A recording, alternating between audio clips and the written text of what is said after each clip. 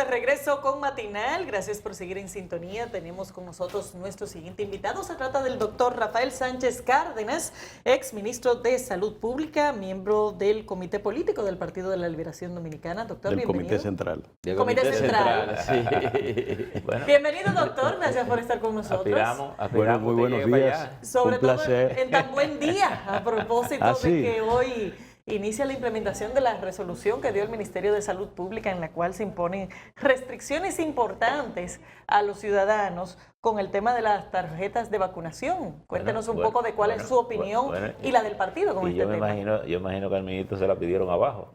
Sí, ¿eh? Usted tuvo que presentarla ahí Y abajo. parece que la tenía. Cuéntenos su parecer y la del partido en torno a de esa medida de la que le plantea Laura.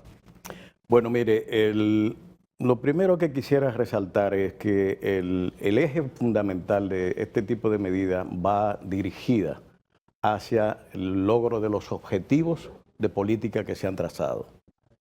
Hace mucho que estas medidas debieron tomarse, pero ¿qué situación vemos? Que se han tomado en un contexto en ausencia del estado de emergencia y de excepción, que sería una cobertura, y yo digo que legalmente ideal.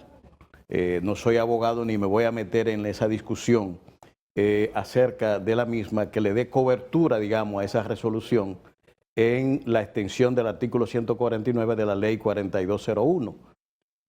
De todos modos, según las informaciones que están saliendo, la resolución ha motivado una reactivación del plan de vacunación por parte de la ciudadanía. Lo que parece positivo. Que aparentemente van más de 100 o 150 vacunados solamente con el anuncio. Hoy, cuando empiece esta medida, pues lógicamente es de pensarse de que si de 100 o 200 mil dominicanos, sobre todo aquellos que tienen una primera dosis, pudiera diariamente estarse vacunando, estaríamos entonces en una línea de cumplimiento del 70 a 80% de la vacunación. Doctor, pero a usted le tocó una parte de la pandemia que fue bastante compleja, desde el punto de vista de que en ese momento la política era incluso de confinamiento. Me imagino que en ese momento se habrán analizado cuidadosamente cuáles eran las facultades legales del Ministerio de Salud Pública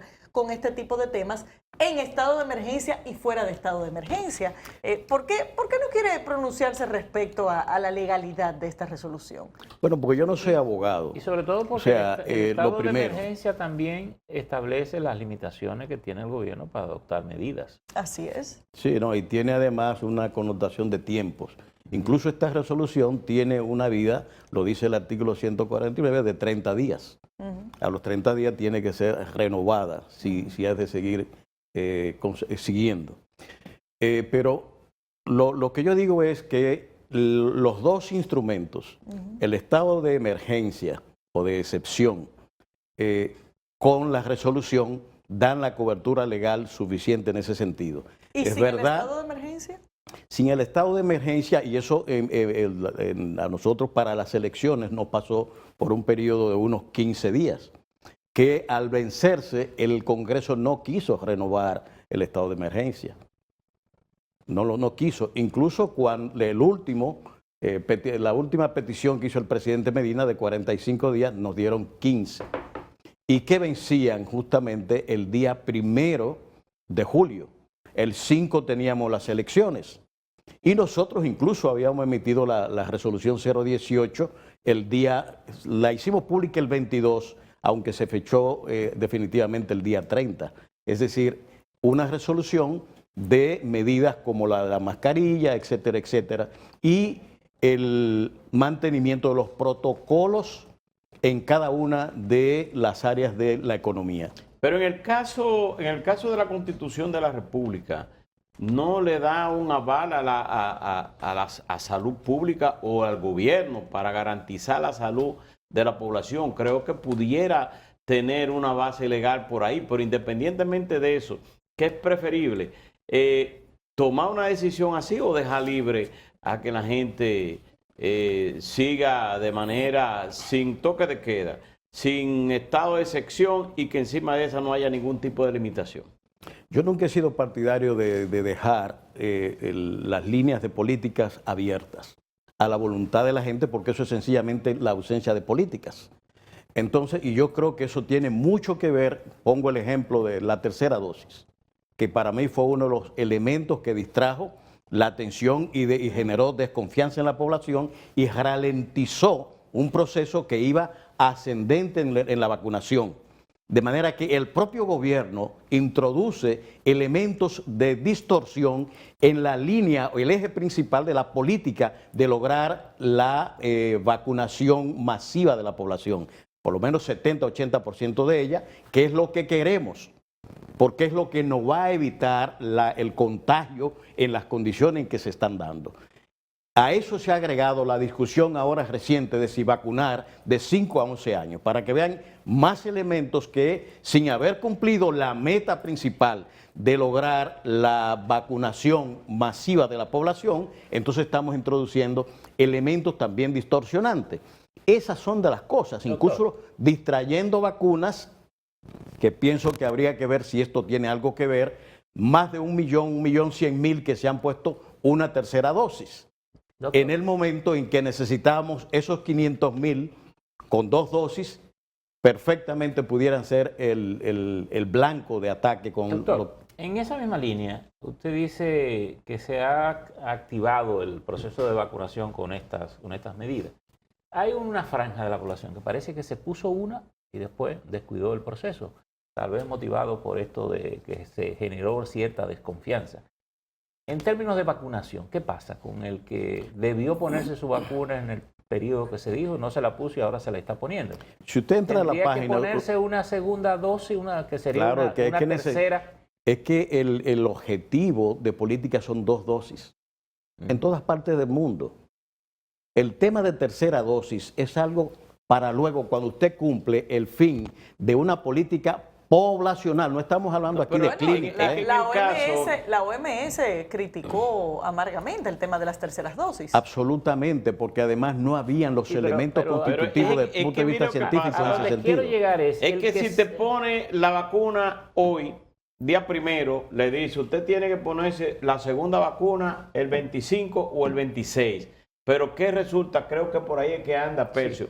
Si usted en esos 20, 25 o 26 días o al mes siguiente de que le dispone que usted se ponga su segunda vacuna y usted pasa 3 meses, 4 meses, 5 meses sin ponerse esa segunda vacuna, ¿tiene los mismos efectos que yo me ponga la segunda vacuna hoy, después de 4 o 5 meses? En conclusión, el que se la está poniendo, dejó vencer el plazo, se la está poniendo ahora, ¿debería ponerse una segunda ahora? Que se convertiría Tenemos obviamente 6 millones de personas con una dosis. Estamos hablando de más del 50% de la población con una dosis. Sin dosis y con una dosis sabemos que estamos en un campo de vulnerabilidad. Eso está bastante establecido. Por eso se requieren las 2 dosis, porque la primera dosis induce entre 10 y 20% el aumento de los mecanismos de defensa, de manera que es insuficiente para hacer la defensa del organismo. Y por eso requerimos la segunda dosis, que nos lleva ya a 60, 80, 90% la capacidad de inmunidad. Entonces, si nosotros tenemos 6 millones de personas, 6.012.000, creo que el último informe, y 5 millones, recuerden que tenemos 2 meses empantanados entre 4.8 y 4.9 vacunados, y ahora, a partir de estas medidas, completaron los 5 millones. De manera, por eso estoy diciendo de que ha habido una pequeña respuesta de la población acudiendo a vacunarse para segunda dosis. Estoy hablando de las 2 dosis. Pero siguen habiendo 6 millones de personas con una dosis. No, ese es el foco principal. Si pasa los 28 días, hay que ponerse a la segunda dosis también. Sigo preguntando, esas personas que motivados por las medidas han acudido a ponerse una segunda dosis tardía, lo recomendable es que se pongan su tercera dosis ahí cumpliendo ahora este periodo. Como si se fueran vacunando de nuevo. No pueden ponerse simultáneamente 2, porque eso tiene que tener un periodo de espera. En el periodo, por ejemplo, si usted se la puso hoy, o digamos déjeme usar yo me la puse una, pero no volví, abandoné el proceso. y ahora me lo estoy poniendo porque me piden la tarjeta, lo lógico es que en los 28 días o los meses yo vuelvo y me ponga una segunda. Eso es Es efectivo. decir, debería vacunarme como si no lo hubiese hecho nunca. Yo pienso, si usted completa las 2 dosis, aún sea 3 meses después, ese no es, desde el punto de vista de la salud, política poblacional, lo que tenemos que llegar es a esos 6 millones que completen sus 2 dosis. Ese es el esfuerzo principal que tenemos que llegar. Luego, las personas que necesiten tercera dosis y la positividad nos va dando. ¿Por qué bajó la positividad en el país? Por la vacunación, que es lo que se espera de todo proceso de vacunación. ¿Por qué se elimina el polio en el país? Por la vacunación. De manera que todo proceso de vacunación está, digamos, ya preestablecido que debe producir un efecto positivo en el logro del objetivo de sanidad pública. Y eso es lo que ha pasado. Sin embargo, esa franja de vulnerabilidad está subiendo la positividad y nosotros estamos mirando cómo de 6% de positividad hemos subido a 8, 9 y diariamente ha llegado hasta un 20%. Tenemos un rebrote. Bueno, yo pienso que hay elementos que van indicando de que estamos moviéndonos hacia un brote de nuevo. Doctor, en sentido general, ¿qué otro tipo de medidas tiene como alternativa el gobierno para lograr incrementar el nivel de vacunación? Mire, hay de base un elemento clave en esto, de esos 6 millones. ¿Quiénes son? ¿Cómo nosotros vamos a ellos? ¿Por qué Laura no se ha vacunado, que vive en la calle frente a Telemicro? Pero sabemos quiénes son. Precisamente, no creo que sepan. O sea, en un sistema informático, lógicamente, si usted tiene la dirección de quien se vacuna cuando se va a vacunar y el centro donde se vacunó, pues lógicamente usted puede acudir directamente a esos 6 millones que tomaron una primera dosis y cumplir el objetivo. Por eso yo decía desde hace meses, vamos a la vacunación casa por casa, porque el gran problema es en la definición de la estrategia de intervención. Estas medidas que se han anunciado con la resolución van en la línea de obligar a la población a que cumpla con el necesario deber de la vacunación. Y fíjense una cosa, que lo que ha pasado con COVID también pasa con el PAI, el Programa Ampliado de Inmunizaciones, de gente que se pone una primera dosis, y lo vimos en difteria, y abandona el plan de vacunación y no completa el programa con los niños de vacunación, y años después o meses después estamos viendo casos de difteria como este año, que tuvimos un brote importante de difteria. Doctor, en esa misma línea, ¿es obligatoria la vacuna desde su punto de vista? Mire, ahí hay una discusión de derecho que, vuelvo y digo, yo no soy... Pero usted es un hombre muy bien asesorado, yo no doctor. soy abogado, pero desde mi punto de vista, el interés colectivo prima sobre el interés individual. Y tiene que haber en el reclamo del derecho individual un balance con la necesidad de la sanidad pública. Mi derecho a no vacunarme no conduce al otorgamiento de un derecho a contagiar. Y cómo ese individuo que reclama derecho garantiza a la sociedad de que él no va a contagiar a nadie. No tiene cómo. Y sobre todo si además se exige apertura general de la economía, de la sociedad y de todas las actividades. ¿Cómo no te puedes contagiar? Estás en un riesgo alto. Entonces entra el derecho colectivo, la sanidad pública. Entonces, ¿cómo balancear derechos individuales con derechos colectivos de salud pública? Yo creo que en estos casos de amenaza de esta naturaleza tiene que haber mecanismos que garanticen que la gente tenga que acudir a la vacunación, salvo que tenga una prescripción muy específica de que no dé porque es alérgico a la vacuna o porque tiene alguna patología que no puede vacunarse. Rafael Sánchez Cárdenas, hemos llegado al final del programa. Muchísimas Cortito. gracias. Muy cortito, sí. Lo repetimos pronto. Pero es que fue muy intenso. Es que por eso se ve corto, por eso es muy intenso. Es la misma media hora. De todas maneras, sí quisiera aprovechar 30 segundos para señalar algunas cosas que son de nuestra preocupación. En términos del decreto 284-21, que llama a la reforma del Sistema Nacional de Salud, que el propio decreto es cortito y muy centrado en DGMAPS, del cual se están planteando una serie de cosas que van más a lo que es estructura, aunque llama a redefinir las normativas dentro de las cuales se dan en un organismo que se quiere descentralizar.